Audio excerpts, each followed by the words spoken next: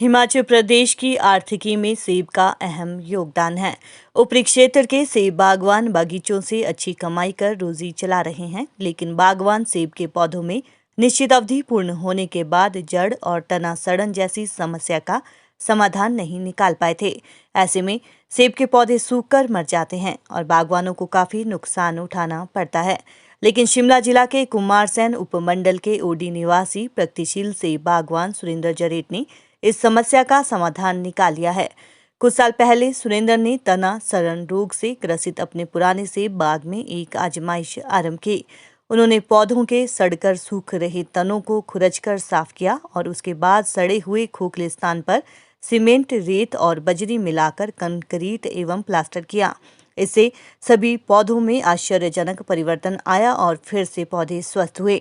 आज सेब के हर पौधे से वे 10 से 12 पेटी सेब ले रहे हैं। कई अन्य बागवानों ने भी सुरेंद्र के बगीचे का दौरा कर उनके द्वारा अपनाए गए तरीकों का प्रयोग आरंभ किया है और उन्हें भी सफलता मिली है। ऐसे में जिनके सेब बाग पुराने हो चुके हैं और पौधों को काटने की सोच रहे थे, उन्हें एक नई दिशा मिली है। प्रगतिशील सेब बागवान सुरेंद्र जरेट ने बताया कि उनके पुराने सेब बागीचा तना सड़न से नष्ट हो चुका था, लेकिन उन्होंने एक तरकीब सोची और पौधे के सड़न वाले स्थान को खुरचकर साफ किया और सीमेंट, बजरी एवं रेत मिलाकर कंक्रीट एवं प्लास्टर किया, जिसके बाद पौधों में अभूतपूर्व परिवर्तन आया। आज उन पौधों से 10 से 12 पेटी प्रति पौधा सेब फल ले रहे हैं। बागवान उमदत ने बताया, किसानों को नई तरकीब मिली है। ओडी के बागवान ने सेब के तना सड़ रही पुराने पौधों में सीमेंट, कंक्रीट और प्लास्टर किया और पौधे फिर से ताजा हो रहे हैं।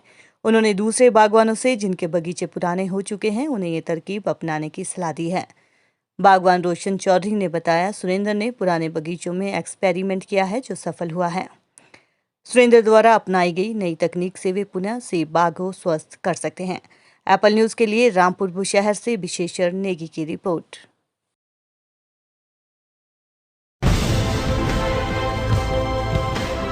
किन्नर कैलाश ज्वेलर्स, मेन बाजार, Rampur Bushahr, district Shimla. 100% hallmark jewellery showroom. पेड़ सड़े हुए ना, तो वो उसमें डाल के इसको छिलके उतार के ना सारा पहले सड़ा हुआ निकाल देना। सड़ा हुआ निकालने के बाद फिर इसमें सीमेंट भर दे, तो बहुत अच्छा रिजल्ट तो है। पूरा पेड़ दोबारा से दोबारा रिवाइव हो जाता है पेड़। बहुत अच्छा रिजल्ट है। और हो गया देखो, नीचे से अगली साइड से ये सीमेंट छूट गई ना बीच से। ये बीच से छूटी हुई सीमेंट है, ये ठीक हो गया। ये ऊपर से सारा नया बन गया पेड़। रोशन चौधरी बागवान हूँ मैं। एक सुरेंद्र ओडी निवासी, उन्होंने एक पुराने बगीचे में एक एक्सपेरिमेंट किया है। जो पुराने पौधे ख़त्म हो रहे थे धीरे धीरे, उनकी छाल निकालकर उस पर सीमेंट की कंक्रीटिंग की उसने। रोड़ी, सीमेंट और रेत के साथ उसको प्रॉपरली सीमेंटिंग की और उसका देखने में उनका ये अनुभव आया कि वो पौधे पुनर्जीवित हो गया है और पूरी फसल देने लग गया। जैसा था वो पहले उसी तरह से, उसी लाभ में। तो हमको भी सबको उनसे प्रेरणा लेकर, जिनके पौधे पुराने हो गए हैं और वो सोच रहे हैं कि अभी ये काटने पड़ेंगे या मरने के कगार पर है, तो उनको पुनर्जीवित, इस तकनीक से हम पुनर्जीवित कर सकते हैं। हाँ, एक किसानों को एक नई टेक्निक विकसित हुई है जो शायद लोगों को अभी तक ज्ञान नहीं है। एक किसान है बागवान सुरेंद्र नाम का, जो ओडी के निवासी है। उन्होंने एक पुराना किसी से बगीचा खरीदा है और उसमें पेड़ जो है बिल्कुल ख़त्म हो चुके थे। तो उन्होंने जो पुराने पेड़ बिल्कुल सड़े थे, जो पेड़ सड़ रहे थे, उन्होंने उसके खुरच कर उसके अंदर तक निकाल कर उसमें रोड़ी और सीमेंट का मिश्रण करके उन्होंने उसमें एक पक्का लिपाई करके और पक्का बना दिया। और अब जो है उन्हीं पेड़ों से वो सेब ले रहे हैं। और मैं तो चाहूँगा कि जो बागवान लोग हैं उनकी प्रेरणा से अपने बाग जो पुराने बगीचे हो लिए हैं उनको दोबारा से जीवित रख सकते हैं। यही हमारा।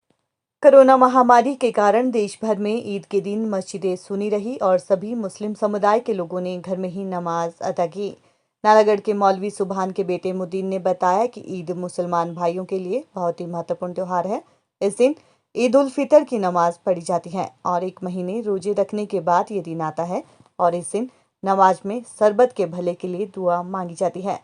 उन्होंने बताया, इस बार कोरोना महामारी हमारे देश से चली जाए, इसकी दुआ मांगी गई है। नमाज पढ़ने के बाद सभी लोग अपने अपने घर में सेवइयां और खीर बनाकर इस त्योहार को मनाते हैं। बल्कि प्रचलन ये है कि लोग एक दूसरे के घर जाकर ईद की बधाई गले मिलकर देते थे, लेकिन कोरोना महामारी के चलते ईद की बधाई सिर्फ फोन पर दी जा रही है। सभी लोग अपने अपने घर में बैठकर ईद का त्योहार बड़ी धूमधाम से मना रहे हैं। एप्पल न्यूज के लिए बीबीएन से अनवर हुसैन की रिपोर्ट। किन्नर कैलाश ज्वेलर्स, मेन बाजार, Rampur Bushahr, district Shimla. 100% hallmark jewellery showroom. नमस्कार अहमद है। सर जैसे आज ईद थी तो आप लोगों ने कैसे मनाई, नमाज कहाँ पढ़ी? अपने घर पर नमाज अदा करी और गवर्नमेंट का जो मतलब के नियम थे उनका पालन करते हुए सारा काम घर पे किया। मोहम्मद शाहिद। सर आज ईद थी तो कैसे मनाई, जैसे कोरोना चला हुआ, सर कहाँ मनाई आप लोगों ने? जी हम सबों ने घरों में ईद मनाई और 2-3 बंदे करके ऐसे नमाज़ पढ़े ईद की। मतीन खान। सर आज ईद थी तो कैसे मनाएगी, जैसे कोरोना महामारी चली हुई है तो कहाँ नमाज पढ़ी सर? मैं देखिए इस दफ़ा तो पिछली बार भी ऐसे ही मनाई थी और इस बार भी जो प्रशासन के दिशा निर्देश थे कि मस्जिद और धर्मस्थल जो हैं सभी बंद हैं, तो लोगों ने अपने अपने घरों में अपने परिवार के साथ ईद की नमाज़ अदा की है और प्रशासन द्वारा जो भी दिशा निर्देश जारी किए थे इस संबंध में उनका पूरा ध्यान रखा गया है और उम्मीद करते हैं कि अगली बार जो है अगले साल इंशाल्लाह हम पूरे जोश खरोश के साथ ईद को मनाएंगे। सर कोई मैसेज देना चाहेंगे जैसे ही कोरोना महामारी चली हुई है लोगों देखिए आज ईद का दिन है तो हम ये दुआ करते हैं अल्लाह से कि पूरी दुनिया से, पूरे हमारे मुल्क से, हर एक जगह से कोरोना जो ये महामारी है इसका ख़ात्मा फरमाए अल्लाह, ताकि हम सभी लोग अपने त्यौहार आगे से पूरे जैसे पुरजोश तरीके से पहले मनाते हैं उस तरह से मना सकें।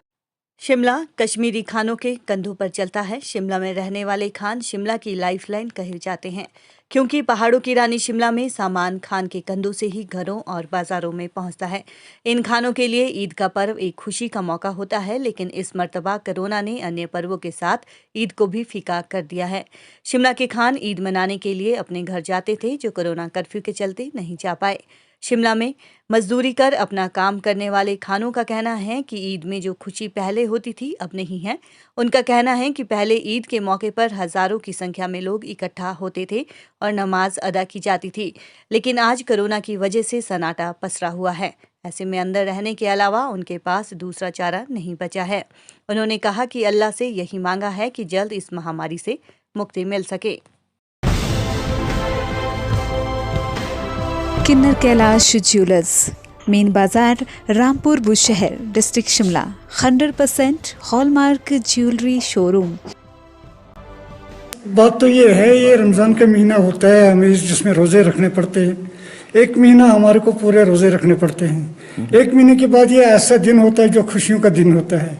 इसमें खास हमारी नमाज अदा होती है, जो एक्स्ट्रा हमारे को नमाज पढ़ना पड़ता है वो खास होती है हमारी। 2 रकाती नमाज होती है हमारी। लेकिन हम इस बार 1 साल से कुछ कर नहीं पा रहे हैं, क्योंकि कोरोना की वजह से यहाँ मार्केट की तरफ देखो बिल्कुल बंद रहा है। कुछ कर नहीं सके हम, कुछ बना नहीं सके हम, और लोगों को यहाँ आने नहीं, यहाँ हज़ारों के हिसाब से भीड़ होता था। लेकिन इस बार तो हमने सबों को मना किया, रिक्वेस्ट किया कि भाई आप यहाँ मत आ जाओ, आप अपने अपने घरों में नमाज अदा करें। तो हम अब ऊपर वाले से हम यही दुआएं करें कि हमें फिर से वही खुशियाँ लौटाओ जो पहले थी। 36 साल से यहाँ रह रहा हूँ। 36 साल में से ये पहली बार हमने देखा, पहला साल देखा जो हमें इतनी नमाज नहीं अदा कर पाई। मतलब जिस तरीके से हमें नमाज अदा करना था। अब हमने नमाज पढ़ ली, लेकिन पढ़ा अलग अलग पढ़ा, हम इकट्ठे नमाज नहीं पढ़ सके। इस करके ऊपर वाले ने ऊपर से ही ऊपर इसको मना कर दिया। तो हम भी अब उसी तरीके से चला, क्योंकि कोरोना की वजह से हमने सोचा अगर भीड़ यहाँ ज़्यादा हो गई तो वो हमारे लिए मुश्किल हो जाएगा। हम अब भी दुआ कर रहे हैं और पहले भी नमाज में भी हम यही दुआ कर रहे हैं कि ऊपर वाले हमें फिर से शांति और सुकून यहाँ अपने मुल्क में भेज दो। बाकी हमें कुछ नहीं चाहिए, सबको अल्लाह सलामत रखे। विकासखंड नालागढ़ के अंतर्गत ग्राम पंचायत पलासी कलां के प्रधान और वार्ड नंबर 2 के सदस्य को पंचायत के गांव पलासी कलां में कोविड-19 से संबंधित सरकारी आदेशों तथा धारा 144 की उल्लंघना के एक मामले में कारण बताओ नोटिस जारी किया गया है। ये जानकारी सहायक आयुक्त एवं खंड विकास अधिकारी नालागढ़ विश्व मोहन देव चौहान ने दी है। इस विषय में और अधिक जानकारी देते हुए विषम मोहन देव चौहान ने बताया कि ग्राम पंचायत पलासी कलां के गांव पलासी कलां निवासी राजेंद्र सिंह के घर में गत 12 मई को एक कार्यक्रम का आयोजन किया गया था, जो कि कोविड-19 से संबंधित सरकार द्वारा जारी दिशा निर्देशों का पूर्णतः उल्लंघन था। उन्होंने बताया कि आयोजन से संबंधित शिकायत मिलने के पश्चात एसडीएम नालागढ़, उप पुलिस अधीक्षक नालागढ़ तथा उनके द्वारा स्वयं ग्राम पंचायत पलासी कलां के गांव पलासी कलां में मौके पर जाकर पाया गया कि राजेंद्र सिंह द्वारा आयोजित कार्यक्रम में 50 से अधिक लोग थे। खंड विकास अधिकारी ने बताया कि इस संबंध में जब ग्राम पंचायत पलासी कलां के प्रधान से दूरभाष पर संपर्क किया तो उन्होंने जवाब दिया कि आजकल कार्यक्रमों में 50 लोगों को जाने की अनुमति है, जो कि पूर्णतः गलत है। उन्होंने बताया कि इसके पश्चात ग्राम पंचायत पलासी कलां के प्रधान तथा वार्ड नंबर 2 के वार्ड सदस्यों को कारण बताओ नोटिस जारी किया गया है तथा उनसे 1 दिन के भीतर जवाब मांगा गया है। उन्होंने बताया कि स्पष्टीकरण निर्धारित समय पर प्रस्तुत न करने की स्थिति में ग्राम पंचायत पलासी कलां के प्रधान तथा वार्ड नंबर 2 के सदस्य के विरुद्ध सरकारी आदेशों की अवहेलना और अपनी जिम्मेदारी का निर्वहन न करने के लिए पंचायती राज एक्ट 1994 के अंतर्गत एक तरफा कार्रवाई अमल में लाई जाएगी। एप्पल न्यूज के लिए नालागढ़ से अनवर हुसैन की रिपोर्ट। किन्नर कैलाश ज्वेलर्स, मेन बाजार, Rampur Bushahr, district Shimla. 100% hallmark jewellery showroom. ज्ञात हुआ कि पलासी कलां में राजेंद्र सन ऑफ संतोष द्वारा एक सत्संग का आयोजन किया जा रहा है और साथ ही वहां पर सामूहिक भोज का आयोजन भी किया जा रहा है। क्योंकि धारा 144 लगी हुई है और कर्फ्यू की घोषणा है तथा कोविड महामारी को लेकर विभिन्न प्रकार के प्रतिबंध हैं लगाए गए हैं, तो उस मामले में उनका उल्लंघन बनता था। तो उस समय हमने डीएसपी नालागढ़ श्रीमान विवेक जी ने और बीडीओ श्री विष्णु मोहन ने वहाँ तीनों ने साथ जाकर मौके का मुआयना किया और ये जो शिकायत थी सत्य पाई गई। उसके बाद हमने जो भारतीय दंड संहिता की विभिन्न धाराओं में और कोविड के नियमों के उल्लंघन में उनके खिलाफ एफआईआर दर्ज कर ली है। साथ ही उनके ऊपर जो उचित जुर्माना है वो भी किया गया है और एफआईआर दर्ज करके हमने इसके साथ ही प्रधान को भी कारण बताओ नोटिस जारी कर दिया कि उनके जो पंचायत क्षेत्र में इस तरह का आयोजन हो रहा है और वो हमें इस बारे में सूचित करने में असफल रही थी। जी, एक्चुअली पलासी कलां गांव में कल सूचना मिली थी जिसमें एसडीएम और मैंने दोनों ने वहां पे पहुंचकर जो है स्थिति का जायज़ा लिया। तो वहाँ जो है घर में जिनका नाम है राजेंद्र सन ऑफ बंसी लाल, जो वो पलासी कलां गाँव के रहने वाले हैं, उन्होंने अपने घर में एक भोग का और खाने का आयोजन रखा था जिसमें गांव के करीब 30-35 लोगों को उसने बुलाया था। तो मौके पहुंचे तो लोग वहीं पर उपस्थित थे। तो वहां पहुंचकर जो है जो उपस्थित लोग थे उनके लिए उनका सोशल डिस्टेंसिंग का चालान किया गया और जो आयोजक थे उनके खिलाफ एफआईआर दर्ज की गई है। सर, इसमें सर प्रधान के खिलाफ भी कोई कार्रवाई की? एक्चुअली हमने मौके पे हमने जो है वीडियो को लिखित में प्रधान के ऊपर कार्रवाई करने का हमने लिखित में उनसे रिक्वेस्ट की है कि प्रधान के ऊपर कार्रवाई की जाए, क्योंकि उनकी ये रिस्पॉन्सिबिलिटी बनती है कि वो ऐसे अगर आयोजन है उनको लोगों को मोटिवेट करें और काउंसिल करें कि ऐसे आयोजन ना करें, और अगर ऐसे आयोजन होते हैं उनके बताने या काउंसलिंग के बावजूद भी तो प्रशासन का सहयोग करें और प्रशासन को उस बारे में प्रशासन को सूचित करें। लेकिन उन्होंने ऐसा नहीं किया, तो इसलिए वीडियो को हमने लिखित में दिया है। तो हमें वीडियो साहब से मैंने रिक्वेस्ट की है कि प्रधान के ऊपर कार्रवाई की। सर, इसमें कितने लोगों के खिलाफ जो है एफआईआर कौन कौन सी धाराओं में हुई है? एक्चुअली जो आयोजक हैं उनके खिलाफ ही जो एफआईआर हुई है उसमें 35 से 40 लोग करीब स्पॉट पे उपस्थित थे, उसकी वीडियोग्राफी की गई है। और अभी जो उनके खिलाफ जो एफआईआर की गई है वो 188, 268, 269 आईपीसी और 51 DM act disaster management act में उनके खिलाफ एफआईआर की गई है। और दबोटा चौकी इंचार्ज एएसआई विजय पॉल जो है इसमें तफ्तीश कर रहे हैं। हिमाचल प्रदेश में बर्फबारी, भारी ओलावृष्टि और वर्षा से सेब तथा अन्य फलों और फसलों को हुई भारी क्षति पर किसान संघर्ष समिति ने गंभीर चिंता व्यक्त की है तथा सरकार से मांग की है कि इस क्षति का तुरंत आकलन कर बागवानों को इसका मुआवजा प्रदान किया जाए। किसानों और बागवानों से ऋण की वसूली पर तुरंत रोक लगाई जाए। इसके साथ ही सरकार प्रदेश भर में कृषि व बागवानी विभाग के माध्यम से कीटनाशक, खाद, बीज आदि लागत वस्तुएं सब्सिडी पर तुरंत उपलब्ध करवाएं ताकि बागवान समय पर स्प्रे व अन्य कार्य कर इस नुकसान को बढ़ने से रोक सकें। किसान संघर्ष समिति के महासचिव संजय चौहान ने कहा कि पिछले कुछ दिनों में प्रदेश के शिमला, कुल्लू, किन्नौर, मंडी, लाहौल स्पीति, सोलन, सिरमौर, चंबा, कांगड़ा में बर्फबारी तथा भारी ओलावृष्टि व वर्षा से फलों व अन्य फसलों को भारी क्षति हुई है, जिससे इन जिलों के किसानों व बागवानों की अधिकांश फसल बर्बाद हो गई है। शिमला, किन्नौर, कुल्लू, मंडी जिलों में तो इस प्राकृतिक आपदा के कारण सेब व अन्य फलों जिसमें चेरी, पलम, खुमानी, बादाम आदि मुख्य है की फसल को भी भारी नुकसान हुआ है।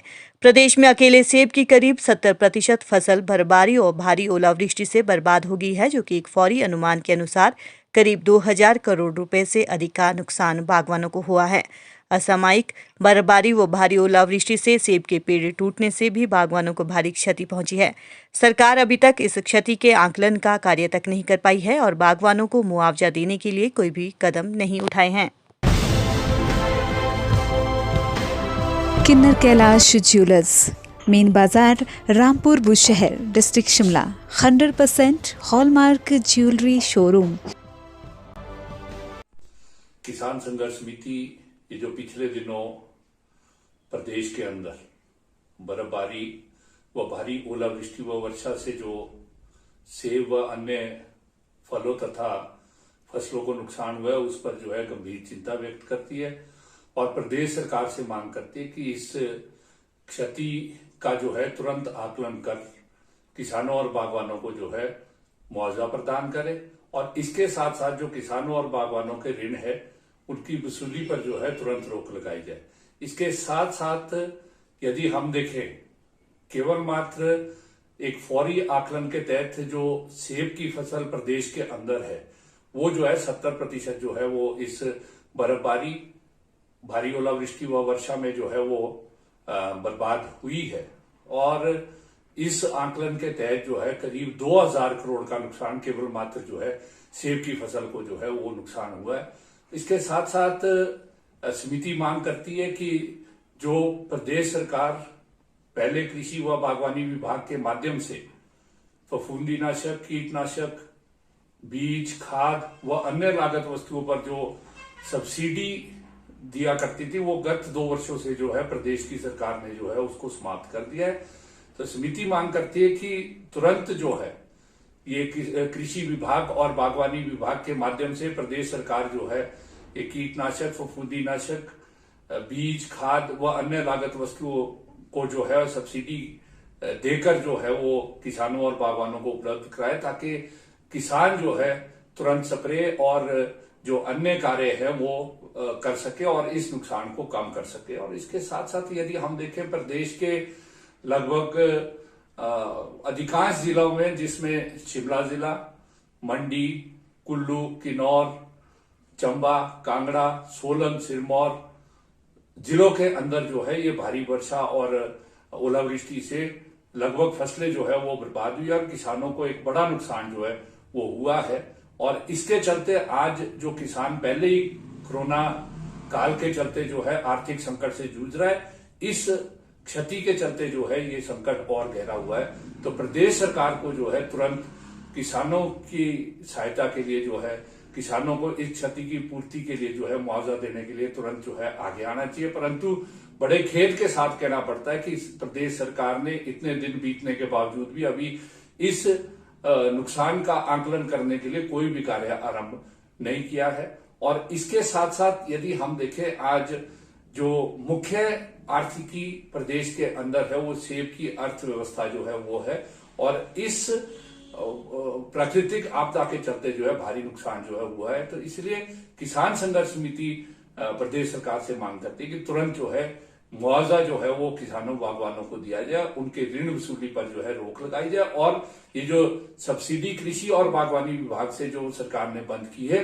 उसको तुरंत बहाल करके किसानों व बागवानों को सस्ती दरों पर जो है वो लागत वस्तुएं दिए जाए। अन्यथा आज ये दशा किसानों और बागवानों की हो गई है कि किसानों और बागवानों को 8 से 10 गुना कीमत पर जो है वो बाजार से जो है ये कीटनाशक, फफूंदीनाशक व अन्य लागत वस्तुएं खरीदनी पड़ रही है, जिससे जो छोटा और गरीब किसान है वो बिल्कुल भी इनको खरीद नहीं पा रहा। तो इसलिए सरकार को जो है तुरंत आगे आकर किसानों और बागवानों को राहत जो है प्रदान की जाए ताकि इस आर्थिक संकट से जूझ रहे किसान और बागवान जो है उनको कुछ राहत प्रदान हो सके।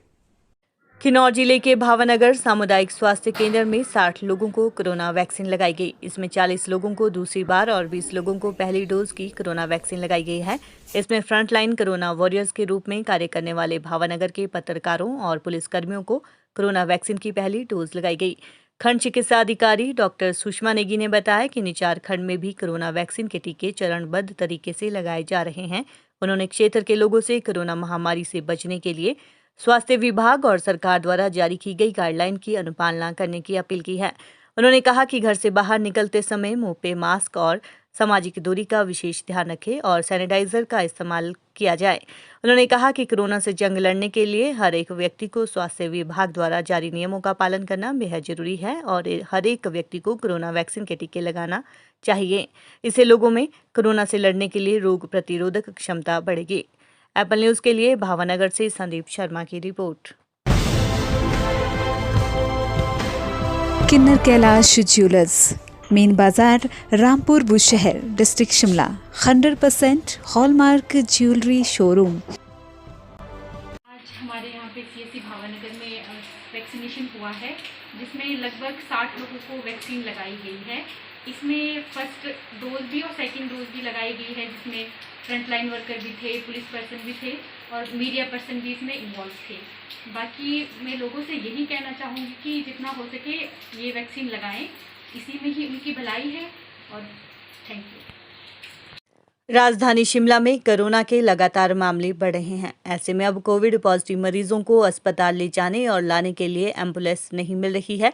ऐसे लोगों की मदद के लिए सर्वजीत सिंह बॉबी सरदार ने अपनी संस्था ऑलमाइटी ब्लेसिंग की ओर से निःशुल्क एम्बुलेंस सेवा शुरू की है और इसके लिए टोल फ्री नंबर भी जारी किया है, जहां पर कॉल करने पर एम्बुलेंस घर तक जाकर पॉजिटिव मरीजों को अस्पताल तक छोड़ेगी। ये सेवा केवल शिमला नगर निगम के क्षेत्रों के लिए ही शुरू की गई है।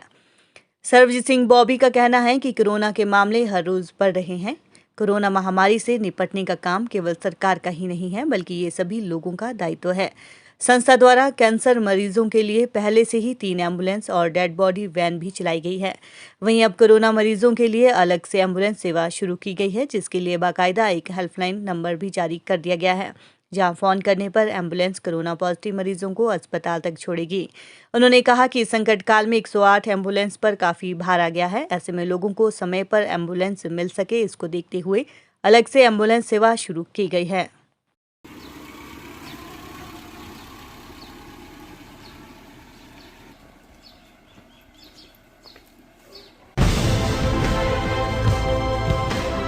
किन्नर कैलाश ज्वेलर्स, मेन बाजार, Rampur Bushahr, district Shimla. 100% hallmark jewellery showroom.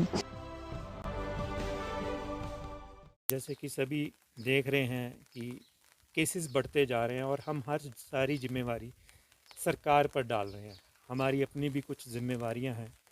मैं पिछले कुछ दिनों से ये महसूस कर रहा था कि 108 में बहुत ज़्यादा वर्कलोड पड़ गया हुआ है और इस वक्त हमारे घरों में आग लगी है। तो जब घर में आग लगती है तो सभी का काम होता है कि उस आग को बुझाया जाए। तो हमारा भी ये छोटा सा प्रयास है कि हम अपनी एक कैंसर के पेशेंट्स वाली जो एम्बुलेंस चला रहे हैं, टोटल तो हम 3 गाड़ियाँ चला रहे हैं, उनमें से एक गाड़ी को हमने आज डेडिकेट कर दिया है कोविड पेशेंट्स के लिए, पिक एंड ड्रॉप पूरे शिमला के MC एरिया के लिए।